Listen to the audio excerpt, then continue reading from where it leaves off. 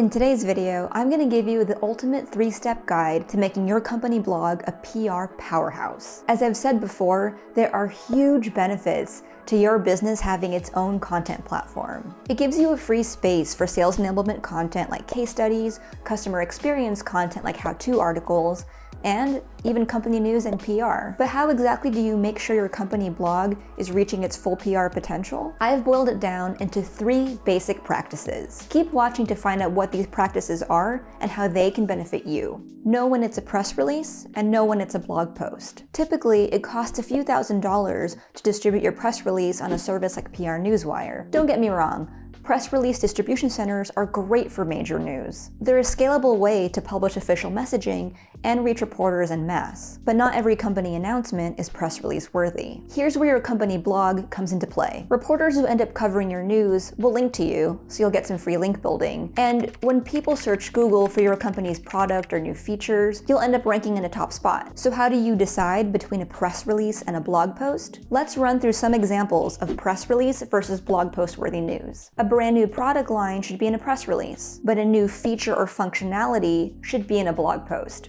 Financial numbers like revenue growth goes in a press release, but your mobile app reaching a milestone of 500 new downloads is best suited for a blog post. An analysis of 10,000 of your users' data that reveals an interesting trend about your industry would be a really interesting press release. But a survey that 100 people in your email list filled out would make for a fun blog post. And when you announce your news on your blog post, you can still pitch to reporters. It's actually a good way to build a relationship with them. And it could help you stay top of mind for reporters. If they're working on an article about a trend in your space, they might reach out to you for a quote. And when you do have bigger news, they're more likely to pay attention. Speaking of paying attention, if you're enjoying this video, be sure to subscribe, because I'm going to be doing more content marketing strategy videos on this channel. And in the next week or so, I'm going to do a follow-up video on knowing when to write a press release or a blog post. Make sure company news fits into your existing content strategy. Company news should be one pillar among several others. Overall, you might have 3 content pillars such as thought leadership content or happenings in your industry, sales and customer content like case studies or how-to content, and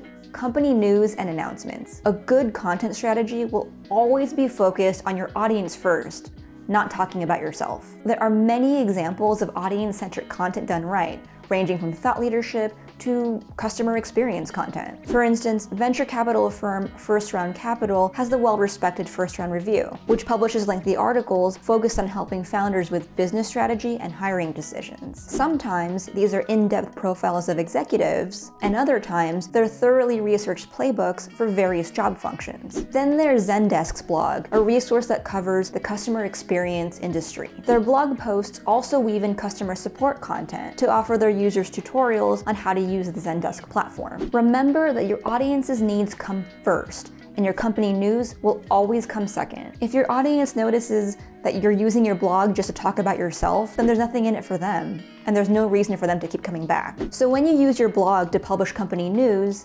make sure that it's an announcement your users can benefit from knowing. Structure your PR blog post in a compelling way. This is super important. So what's actually the best way to write this newsy blog post? One starting point is to act as though you're the reporter who has the exclusive on your company's news. Try to be objective and dig deep so that you can make sure you're providing the most meaningful information for your audience. Here's a framework. Write a catchy headline that clearly states the news. Think of this as equal parts attention-getting and SEO opportunity. You'll want to entice your audience to read, and you'll also want to make sure that you use the product name in your headline so that when people do a Google search for your product, your blog post will rank. You can keep it simple with some of these common formats. Introducing product name for purpose. Do purpose with our new feature name. We reached X milestone with this specific reason. New data point tells us interesting trend. Including your post's purpose in the headline will tip off to your users what the announcement means for them. Thoroughly explain what the news means for your customers. Lead with what's in it for your customers. If your blog post is about a new feature, explain what that feature is and how it works. Give the backstory on why you decided to launch this, what it means for your user experience, and what your company hopes to accomplish with this. If your blog post is about user data and how it relates to an industry trend, then write a couple paragraphs on how your team gathered and analyzed the data. Put some key facts into bullet points to make the information more shareable. Use this opportunity to make your leadership or your colleagues shine. Get a quote from a colleague who worked on the feature or the partnership that you're announcing. Include visual media. Use visuals to enhance your text. Include photos of the new product, GIFs of how a new feature works. GIF? Or is it GIF? It's definitely GIF.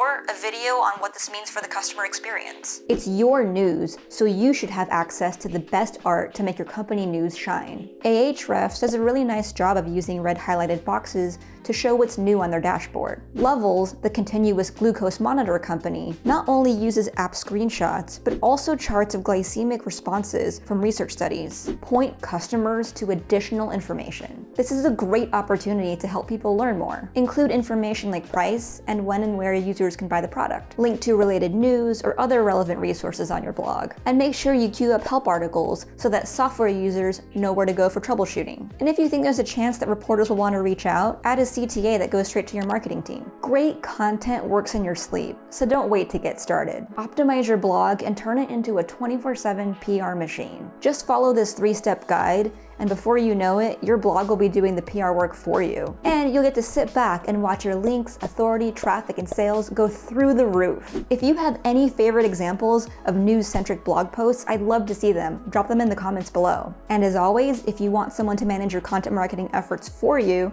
give us a call. Thanks for watching, and if you haven't already, be sure to subscribe because next week or so, I'm gonna do a follow-up video on knowing when to write a press release or a blog post. See you next time.